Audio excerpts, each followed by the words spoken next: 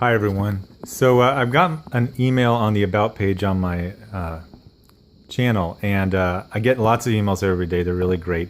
A lot of them are ideas for videos. So I was going to review the Champions 10, which is actually a really good story. The funny thing is that it's like good Mark Waid. It's kind of like old school Mark Waid. And he turned an SJW book into not an SJW book by actually approaching a complex situation from multiple points of views. Great. Some problems with the story, but not perfect. But anyway, I got this email and I was like, oh man, I got to do this ASAP. So I've talked a lot about, and this popped, you see this in DC as well, but I mean, Marvel is obsessed with it. Marvel is obsessed with masculinizing women and feminizing men. And it's not something here and there. It's over and over and over again. And the funny thing is that when these masculine women fail, they bring them back more masculine. So I was kind of debating what picture to put, because both of these depictions of female quote unquote heroes are so off-putting. It's almost like anti-advertisement. It's like having a diaper as your, billboard for McDonald's. But if you look at the two of them, okay, so the Captain Marvel page is just horrifying. The most masculine and most ugly person on that page of three different characters is the flagship character of the entire series. Now, I get a lot of really interesting comments, and I got one that said, hey, why do you harp on Squirrel Girl being ugly? I kind of hemmed and hawed calling her ugly for a while. I was like, no, she's ugly. And then they said, well, the Thing is ugly, and he's been a hero for 40 years. I was like, that is a good point. The huge, huge difference is that the Thing called himself ugly. And he was constantly told he was ugly to his face by villains and heroes alike. And you saw him dealing with the ramifications with it. You saw him constantly trying to change to not be ugly. This version of Squirrel Girl is kind of like there's this thing, they don't talk about it as much now, but for a while you'd always hear about the male gaze. And the male gaze was presented as the most horrible thing. It was men looking at women because they were attracted to their body. Part of that sounds bad. I got to think about the way they described it. It's like men would look at women because they were attracted to their bodies, but that reduced them to only being their bodies, and it didn't look at their inner traits. Well, us having feelings about each other is the smallest thing to the concern of the species as a whole. We got 7 billion souls on this earth because men walk down the street and look at women and they're like, okay. I mean, we've literally evolved this way. I mean, there's no reason that boobs have to be so big. They evolved that way because that's, that would attract the men to the woman. And Marvel is obsessed with, and here's where I hesitate, but I'm still going to go forward. I don't want to be mean. It's so weird. I record these videos and Marvel's 4 blocks away from me.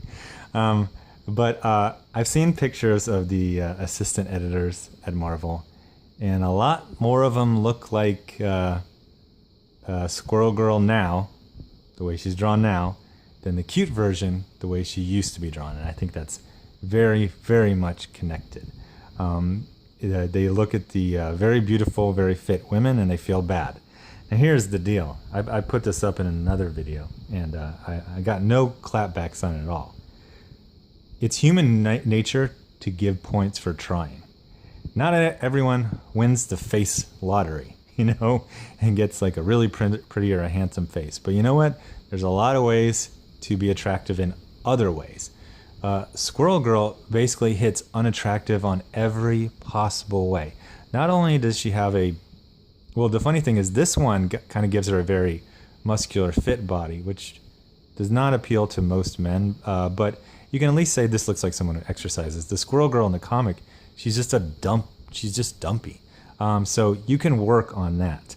Also, there's this weird thing where Erica Henderson has given Squirrel Girl this extremely shallow brain pan that looks like some kind of like Australopithecus afarensis or some one of those things I learned about in anthropology class. Like, this woman basically does not even look like a modern human, and she effectively has no brain, or she has the brain of a 5-year-old, which we'll get more into. That's another very, very unattractive thing about a lot of the SJW characters. And Doreen, who's supposed to be an adult, is, for some reason, we see this in Supergirl, we see this in Squirrel Girl, we see this a lot. For some reason, SJW characters, while they're pounding the drum that women heroes are just as good or better than male heroes, is that they have them act like 5-year-olds, 5 to 8-year-olds. Very, very childish behavior, childish way of looking at things, and it's not attractive to adults. Well, it's not attractive to the type of adults who aren't on government watch lists. There's nothing about having an adult woman talk like a 5-year-old that any normal guy is like, oh yeah, I'm on board for that. And also, it's very off-putting to normal women, which are the majority of them. Nobody likes seeing, the Flash act like a man, Arrow act like a man, and Supergirl act like a second grader. I mean, I've been joking that she's graduated from the 2nd to the 3rd grade in season 2. She's still utterly childish all the time, and she's firmly supposed to be in the adult world. She's not. I don't even think she's a teen. I think she's supposed to be 22 or 21 in the series. So, as I mentioned in past videos, when you see this stuff as a one-off, it can seem like it's not a big deal. But when you see it over and over and over again, it's very clear that it's an agenda. It's an agenda to have men be feminine, women be masculine, and then they're literally making them ugly. Like, this is how I would describe these two drawings. And these are not this is not just like a bad shot. Faces can be hard to draw from some angles, and I'm an artist, and this Captain Marvel is purposefully being drawn like an ugly man, and then just like her body is just this misshapen, mismatched bunch of lumps. Now, the quality on the Squirrel Girl illustration is much higher. This is an actually talented artist, but he's following the lead that he's seen in the now basically canonical version of Squirrel Girl that Marvel has insanely decided to make the very, very ugly, dumpy version of Squirrel Girl that Erica Henderson draws to be the canonical look. Luckily, the TV show is going to... Oh, so some people were saying, is there a Squirrel Girl movie? I think I forgot to clarify. Squirrel Girl is in a New Warriors TV show. New Warriors was basically the best team book of the last 25, 30 years. I would put John Byrne and Chris Claremont, X-Men, as the number 1. I would put New Warriors, Fabian Nicieza, and Mark Bagley as number 2. And then I'd probably put something else like New Mutants, probably number 3. But yeah, so luckily they cast a conventionally beautiful woman as and then as everyone was pointing out, very, very, very busty. I never noticed that from the commercials, but I googled this Miliana Vontruk, something like that, and yeah.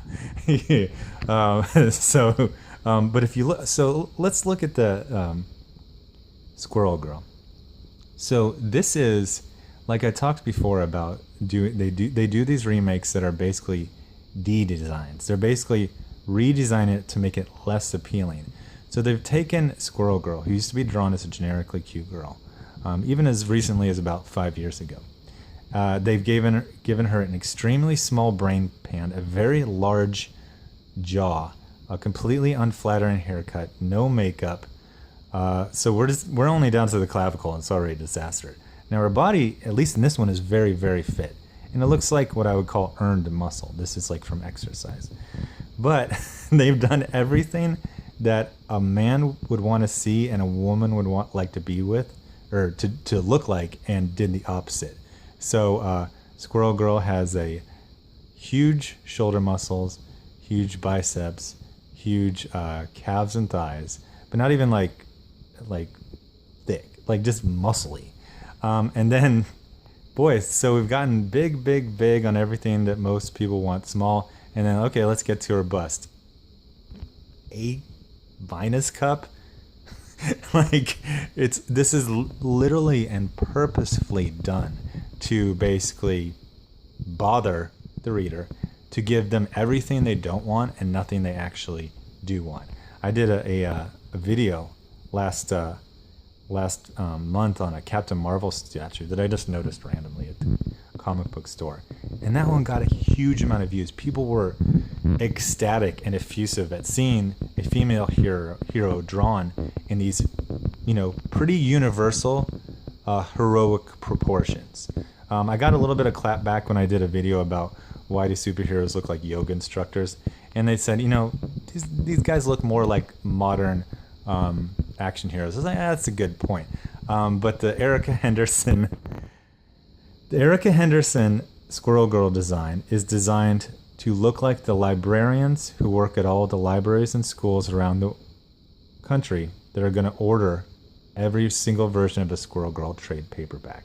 I think actually this is kind of a smart move on Marvel. They basically profiled what these librarians look like, and they created a character that looks like an amalgam of them. And honestly, that's probably the canniest thing they've done, but it's still very limiting. This is why Squirrel Girl, who's probably she's supposed to be a one-off joke character. They've tried to make her a mainstream legitimate hero, and it's been a complete failure. Meanwhile, denigrating all of their really good characters. But tell me what you think about these type of body types, especially in the face. Because there are aspects of the body type where you say, oh, muscles on a superhero, that works. And, but these are, I really do think my theory about them purposefully making it everything the average comic book reader. And the average comic book reader is not what Marvel wants. They are literally trying to chase them away. They're trying to chase away the audience they still have to attract a phantom audience that they've spent a good solid 3 years trying to attract with no success at all. So tell me what you think about these illustrations. Tell me what you think about the faces, the bodies. Tell me what you think is a good rendition of a female hero. Tell me what you think about I used to call it the B-cupification of Marvel superhero women, but I think we're seeing the A-cupification. Like I said, there's these rules about SJWs. SJWs always lie. SJWs always double down. SJWs always project. That double down, I really do see that one. Because, a masculine Captain Marvel does bad, she gets rebooted more masculine. Every version of Squirrel Girl is uglier and more out of shape than the last one.